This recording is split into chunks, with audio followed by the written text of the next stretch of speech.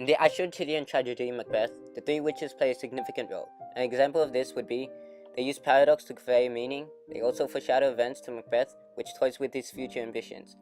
The three witches not only toy with Macbeth's ambitions, but also allow Macbeth to show and display his fatal flaws. In Macbeth, the three witches first appear in Act 1, Scene 1, in thunder, lightning, or in rain. The use of this pathetic fallacy creates a fearful atmosphere, as the nature aspects of thunder, lightning, and rain.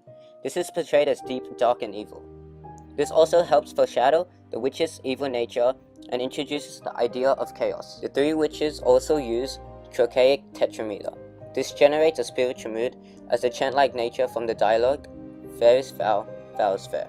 The use of this paradox foreshadows the underlying theme of the Aristotelian tragedy, the theme of chaos. This also has a metaphorical meaning, as fair is used to describe Macbeth's ambitions, but to be able to achieve his ambitions, he needs to do something foul. The three witches appear again in Act 1, Scene 3. Macbeth and Banquo enter the scene and speak with the witches. The witches were able to prophesy that Macbeth would be getting promoted to the Thane of Cawdor. This is mentioned when the witches quote, "All hail Macbeth, hail to thee, Thane of Glamis. All hail Macbeth, hail to thee, Thane of Cawdor. All hail Macbeth, that shall be king hereafter." These quotes not only foreshadow what will happen, but also awaken Macbeth's ambitions of becoming the king. Later on in the scene, Macbeth asks a question on how he will become the Thane of Cawdor, and how he will become the king. The witches then vanish. This gives an indication that the witches are toying with Macbeth, and not giving him a straightforward answer. This game-like nature the witches play with Macbeth also continues throughout the play. In Act 4, Scene 1, the witches summon the aspiration. The first aspiration said, "Macbeth, Macbeth, Macbeth, beware Macduff." The use of this is to warn Macbeth that Macduff will be of danger to him, and ultimately kill him. The use of this foreshadowing effect and the mysterious-like dialogue is an example of the witches playing this mind game with Macbeth. Another use of trochaic tetrameter is also present in Act 4, Scene 1, as the witches appear to create some sort of potion.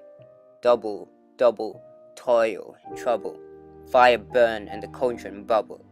Later on, they proceed to add odd-like ingredients. Because Macbeth is set in Jacobean area, the use of this trochaic tetrameter differentiates the three witches from the rest of the characters, which enhances the use of the three witches as a character.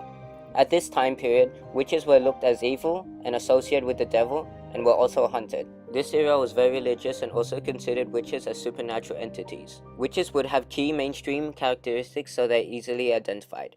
Example of this consists of creating potions, acting strange or odd, and being able to see in the future. So when Shakespeare added the three witches in this play, the audience would immediately expect that they were up to no good. The witches in the play offer new lessons to the audience of the 16th century.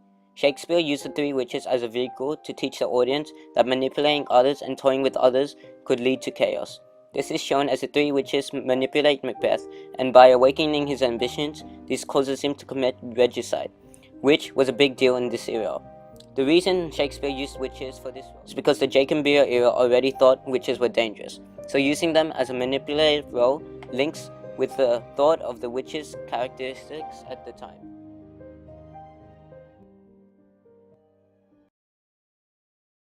Created using Powtoon.